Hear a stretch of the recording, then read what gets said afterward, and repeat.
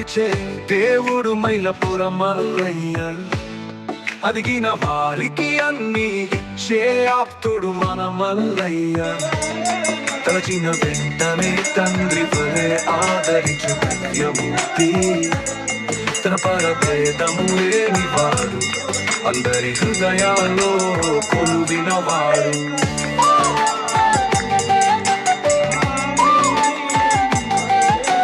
పున్నమి చంద్రుడు వాడు, అందరి భక్తుల హృదయ కలవాడు.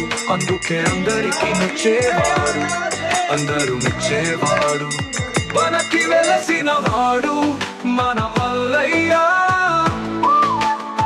మనకి వెలసిన వాడు మన